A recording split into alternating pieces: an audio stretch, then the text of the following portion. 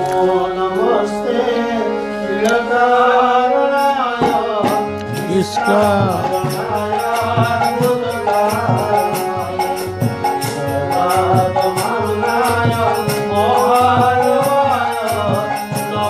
उपवर्गाय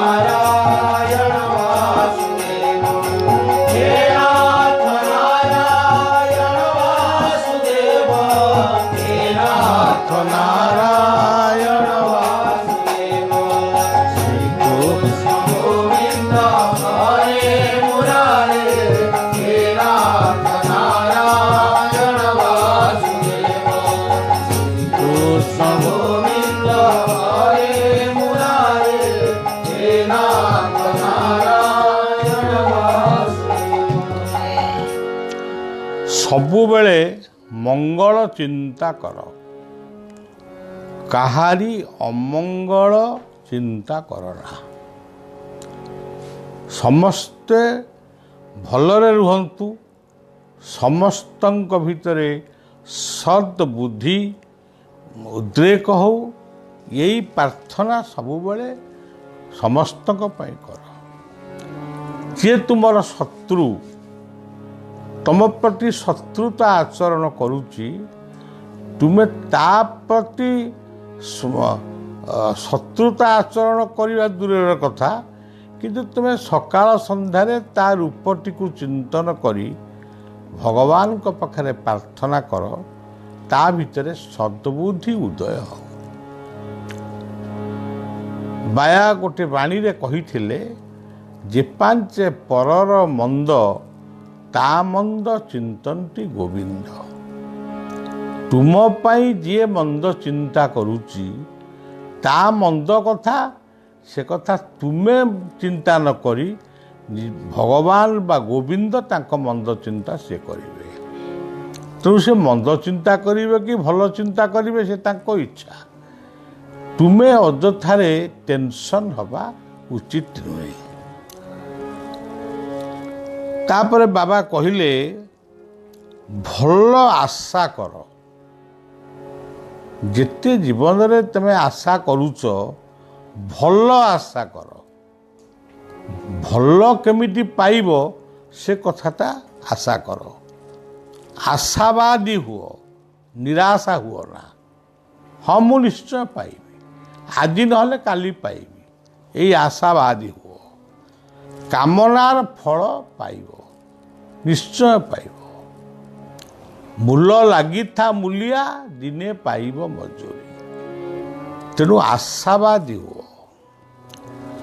ମନରେ ଦ୍ୱିଧା ଭାବ ରହିଲେ ବା ନିରାଶ ଭାବ ରହିଲେ କାମନାଟା ନିଶ୍ଚୟ ରୂପେ ବିଫଳ ହେବ।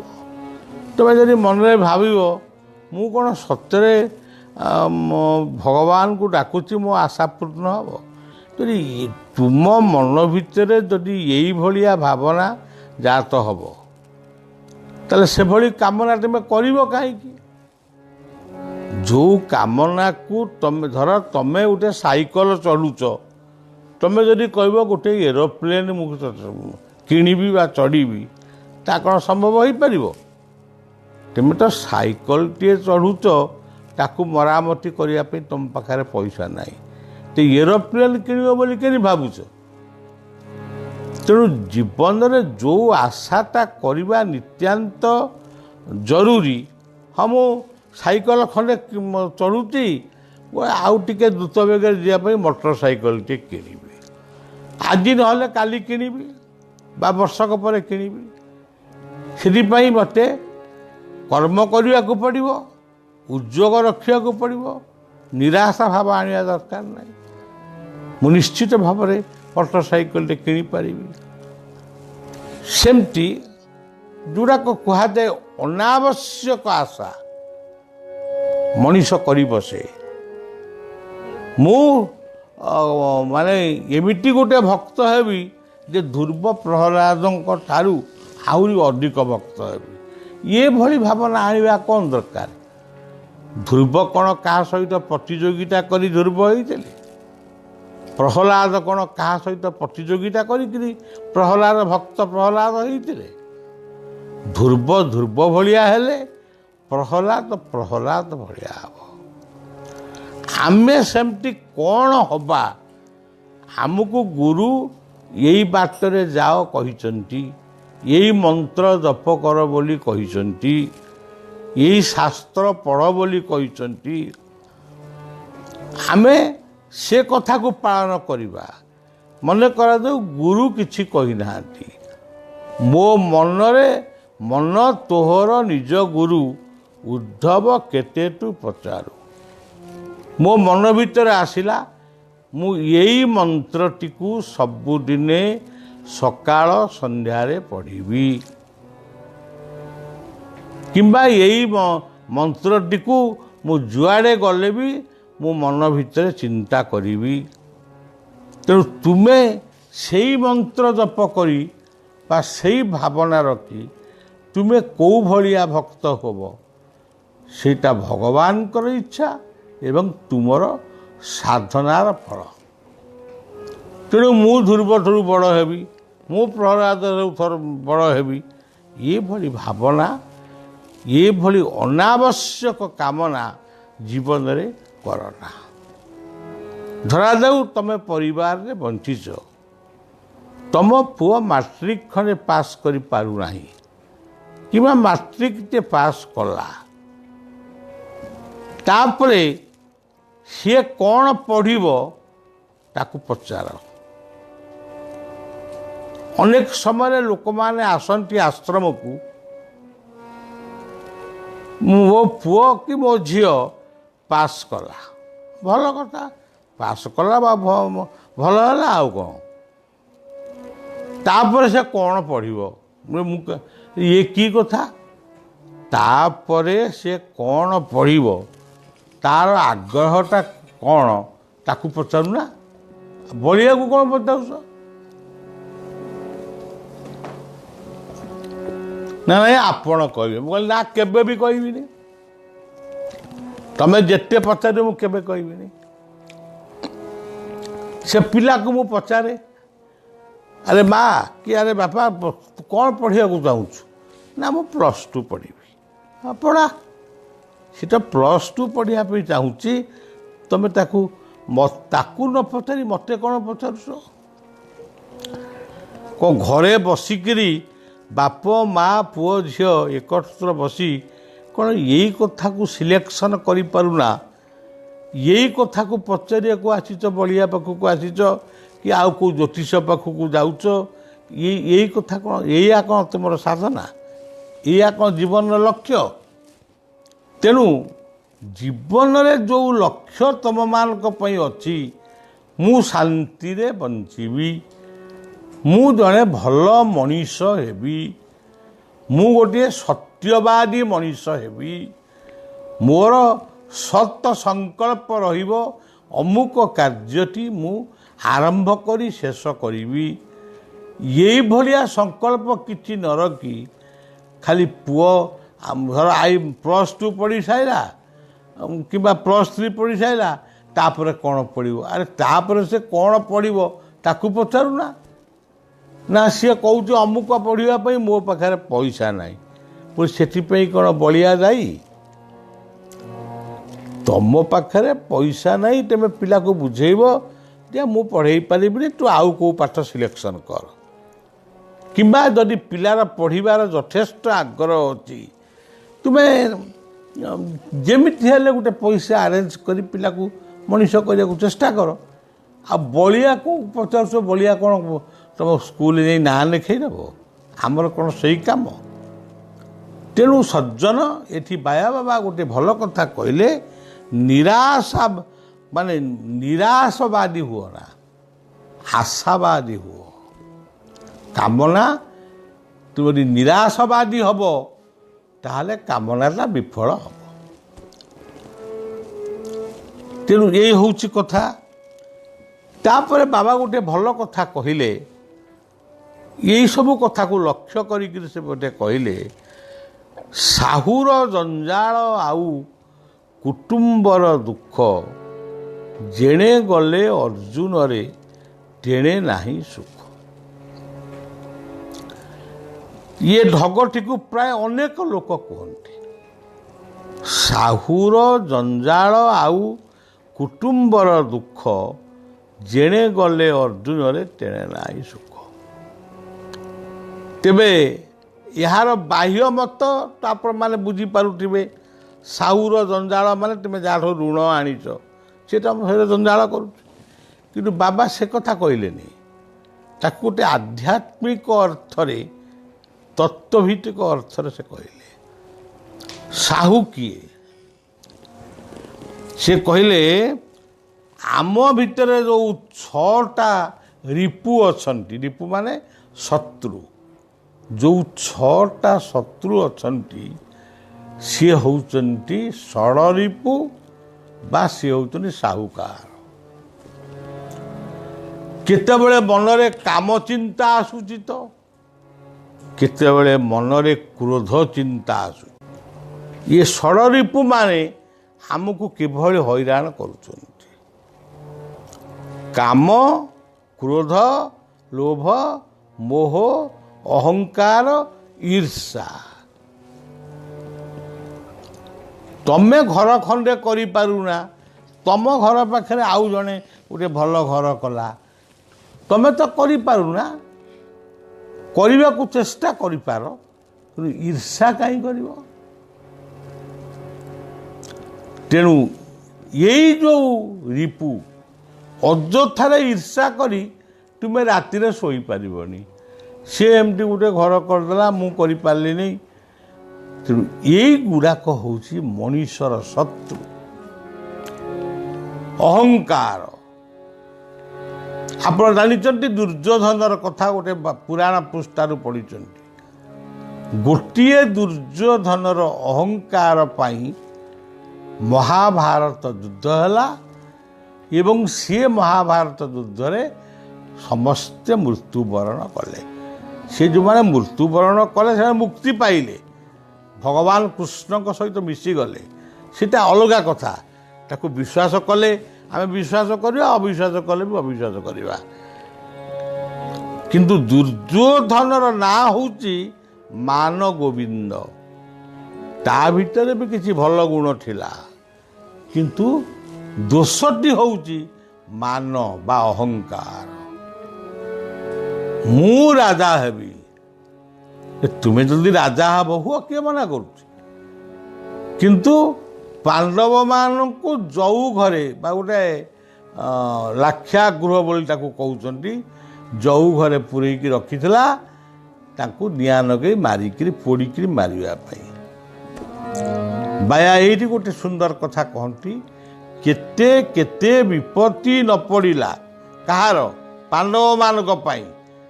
ଏକା କୃଷ୍ଣ ଥିବାରୁ କିଛି ନ ବାହାରିଲା। ସେ ସବୁଥିରେ ରକ୍ଷା ପାଇଛନ୍ତି। କିନ୍ତୁ ଦୁର୍ଯ୍ୟୋଧନ ଅଯଥା ଜିତ୍, ଅଯଥା ଅହଙ୍କାର କରି ଦ୍ରୌପଦୀଙ୍କୁ କୁରୁରାଜ ସଭା ତଳେ ଦ୍ରୌପଦୀ ଆତଙ୍କ କାଳେ କୋଟି ବସ୍ତ୍ର ଦେଲ ହେଳେ ଲଜ୍ଜାରୁ କରିଲ ପାରି।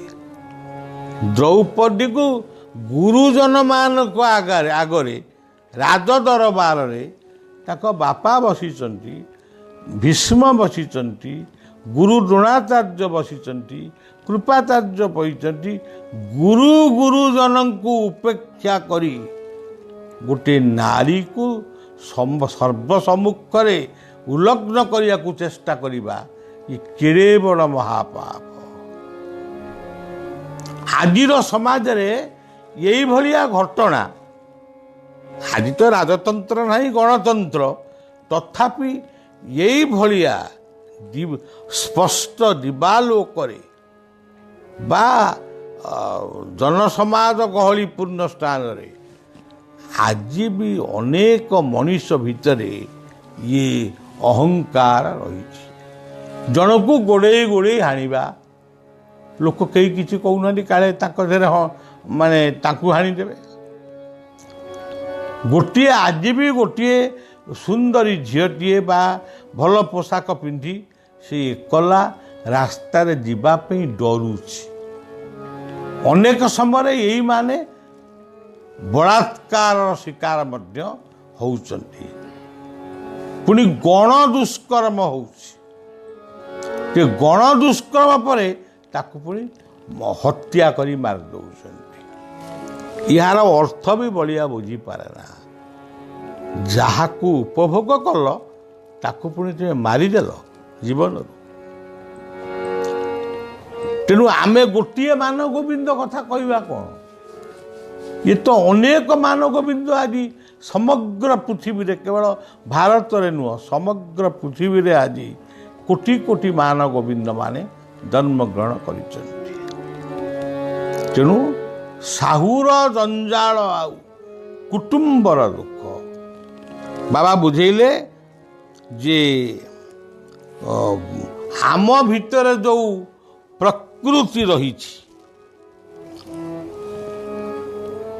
ଯାହାକୁ ଆମେ କହୁ ଆଧ୍ୟାତ୍ମିକବାଦୀ ମାନେ କହନ୍ତି ଆମ ଭିତରେ 25 ପ୍ରକାରର ପ୍ରକୃତି ରହିଛି, ମାନେ 25 ପ୍ରକାରର ସ୍ୱଭାବ ରହିଛି।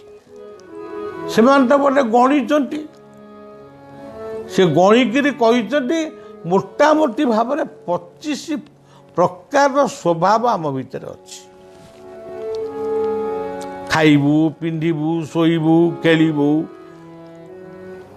ଘର କରିବୁ, ଗାଡ଼ି କରିବୁ, ଏମିତି 25 ପ୍ରକାରର ସ୍ୱଭାବ ଅଛି। କିନ୍ତୁ ଇଏ 25 ପ୍ରକାରର ସ୍ୱଭାବ ସେ ଛଟପଟ ହେଉଛନ୍ତି, ଯାହା କରିବା କଥା ସେ କରିପାରୁନାହାନ୍ତି, କେବଳ ସାହୁକାରର ଜଞ୍ଜାଳ ପାଇଁ। ସେ ସାହୁକାର କିଏ ନା ଏଇ ଯେଉଁ ଷଡ଼ରିପୁ ବା ଷଡ଼ ଅଗିରି। ମଣିଷ ଯଦି ଭଲ ବାଟରେ ଯିବାକୁ ଚାହୁଁଛି, ତାକୁ ରିପୁ ତାକୁ ଖରାପ ବାଟକୁ ନେଉଛି। ଦୁଇ ଜଣ ସାଙ୍ଗ ହେଇ ବାହାରିଲେ ସତସଙ୍ଗ କରିବା ପାଇଁ। ବାଟରେ ବେଶ୍ୟାବାଡ଼ିଟିଏ ପଇଲା। ଗୋଟିଏ ସାଙ୍ଗ କହିଲା, ମୁଁ ତ ସବୁଦିନ ସତ୍ସଙ୍ଗକୁ ଯାଉଛି, ଆଜି କିନ୍ତୁ ବେଶ୍ୟା ଘରକୁ ଯିବି। ସିଏ ଗଲା ବେଶ୍ୟା ଘରକୁ, ଇଏ ଗଲା ସତ୍ସଙ୍ଗକୁ। ତେଣୁ ମନ ଥିଲେ ବି ସତ୍ସଙ୍ଗ କରିବା ପାଇଁ, ତାର ସ୍ୱଭାବ ଯଦି ବି ରହିଛି ସତ୍ସଙ୍ଗ କରିବା ପାଇଁ, କାମରୂପକ ଦୁର୍ଜୟ ମହାଶତ୍ରୁ ତାକୁ ବାଟବଣା କରିଦେଲା। ତେଣୁ ଏ ହେଉଛି ମଣିଷ ଜୀବନ, ଗୋଟିଏ ଜୀବନର କଥା ନୁହେଁ, ଏହା ହଜାର ହଜାର ଲୋକଙ୍କ ଜୀବନର କଥା। ଆମେ ଗୁରୁବାର, ଆଜି ପବିତ୍ର ଗୁରୁବାର, ଆଜି ଆମ ଘରେ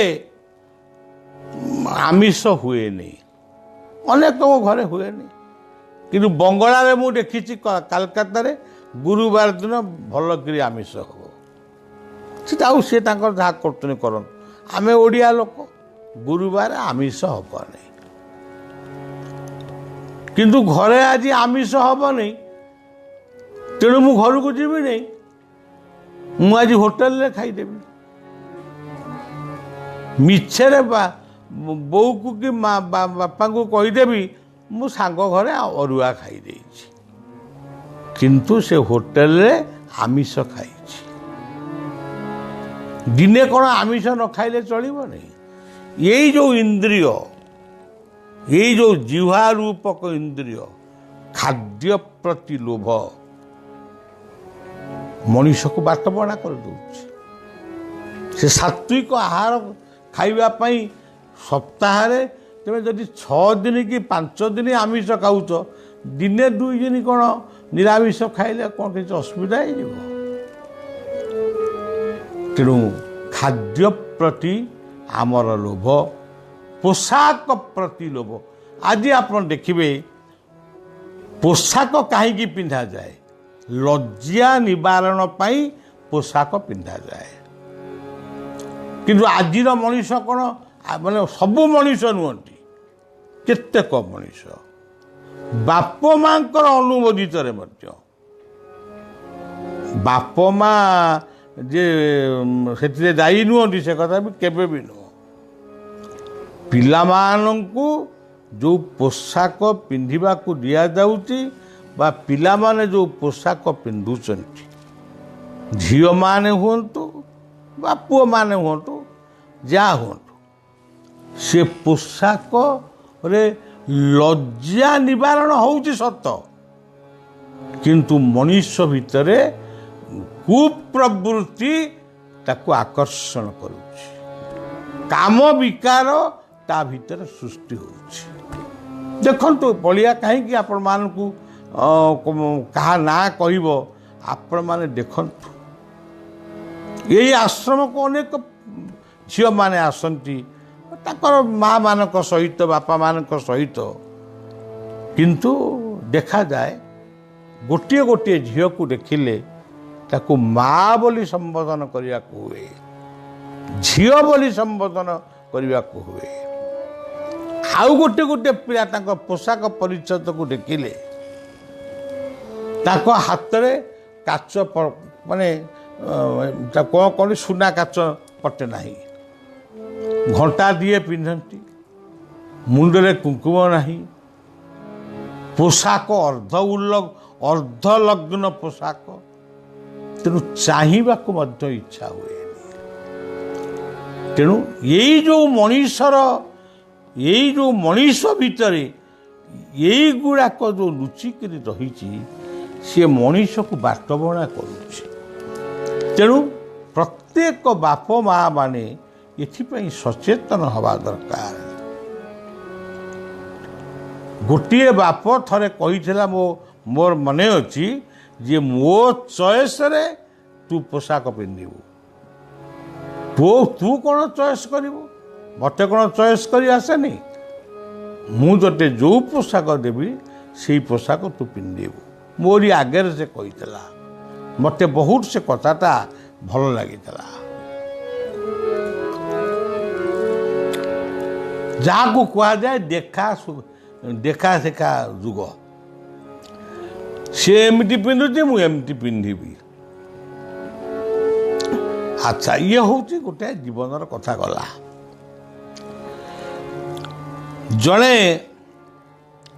बाया बाबू को पचारे मालिका भूल नुहे मालिका कौन सत्य बाया बाबा कहले मालिका भूल नुहे आमर बुझा हूँ भूल मालिका ठार लेखा हो सी ठार आमे बुझी पारिबा नहीं किंतु जहा जहा घटना घटी जाउची आपण कौन देखुना आउ प्रश्नवाकर्ता कहले कहते कल्की लीला हब जदि हुए केबे हब बाबा कहले हेब निश्चय हब बहुत डेरी अच्छी एभली समय आसब लोक राम नाम शुणापी आदौ आग्रह प्रकाश करेंगे ना वर्तमान तो आम ठाकुर को देखिले मुंडिया मारुछु बाटर गला बेले मंदिर टे देखिले ठाकुर उद्देश्य आम प्रणाम जनाऊँ तेणु सज्जन ये कथाटी को से जो भाई भाव में आलोचना करुँच आम जिते पिला थिलु जितेबाला आमको 13-14 वर्ष बयस आम घर को जो बाबाजी माने आसुले किछि बाबाजी मालिका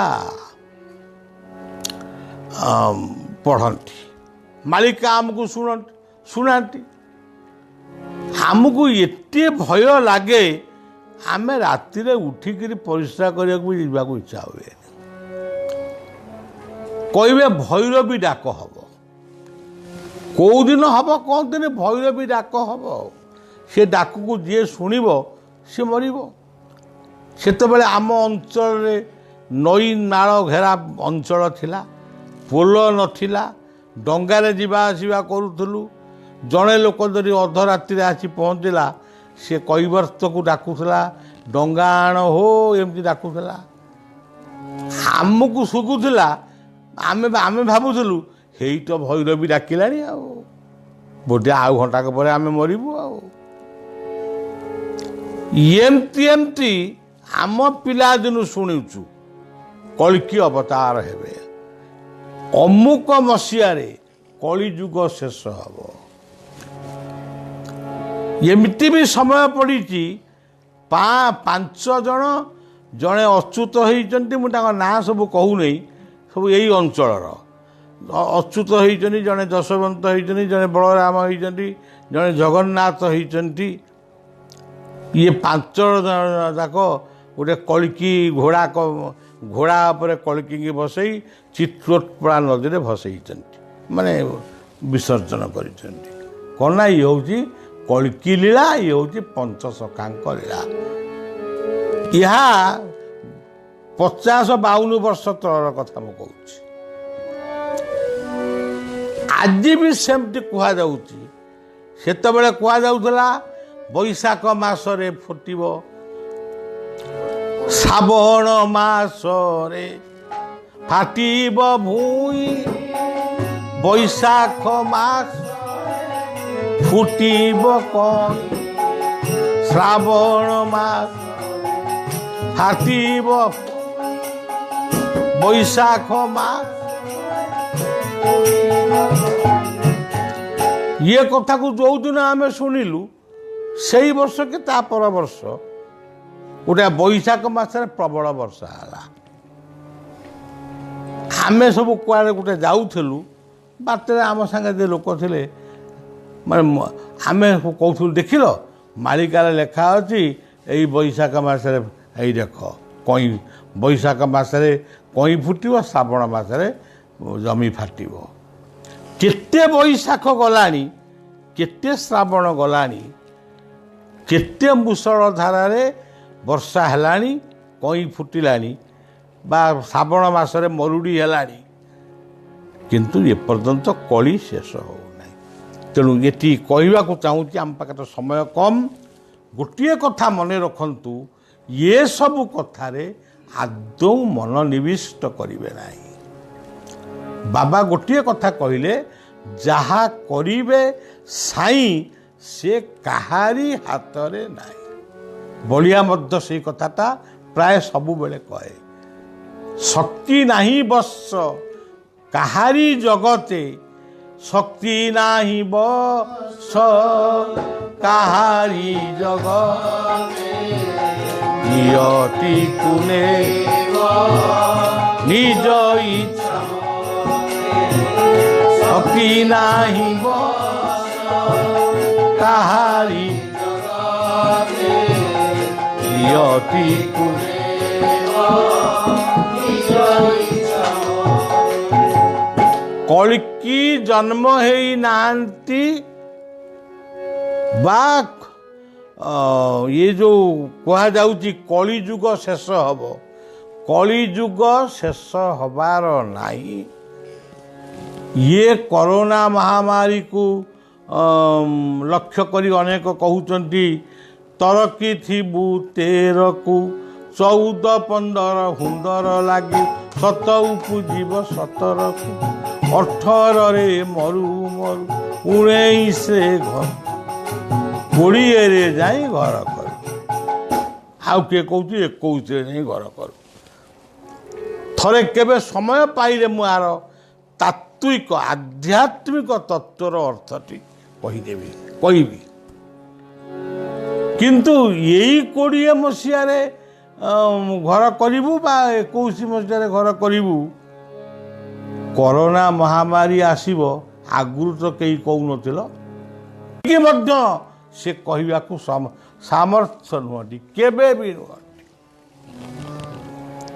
ଯଦି ଆପଣମାନେ ଏହା ନ କରିପାରିବେ, बलिया को जदि से महाशय को कहे बलिया गोटे कागज लिखिकी जो कागज से एमती बलिया जोटा आपण को कहली से कथा बलिया कर से बलियार उत्तर दिंतु तो गोटे मंत्र मु कागज लिखी कौ मंत्र लिखाई से अंतर्यामी भगवान कहतु अଯଥାରେ डिंडीम बाड़ौंट आमे भगवानंकर अवतार यही सब कथा गत काली गोटे कथा मु शुणिली टिके समय 2 मिनिट मु कहूँ जे शुणिली जड़े व्यक्ति जनक घर को आसिले ताको घरे कौन पूजा कले कबाट बंद कले ताको स्त्री बसिले ताको झील बसिले किंतु स्वामी की पुओ कहीं बसबे तम झील को अमुक करदेवी तम पुओ को सम्मुख करदेवी तम स्त्री को अमुक करदेवी यही भली भाव में घरर मुरबी मनरे संदेह जात है जे घरे कबाट बंद करी कि पूजा कर पुणी मो स्त्री पाखे बसुची तेणु जड़े सन्देह कर कथा तेणु ये विरक्त हो कहले जे तमें एठिक आसब नहीं पिला माने तो गला बिगुड़ुनी मत पचारे मु गोटे कथा कहली देख कौन सी लोक को न जानी न शुणी ता कथा को विश्वास करिबा तम पई से जहाँ कर दे पारुची आउ कहार सेमती करिची गोटे प्रमाण अच्छी कि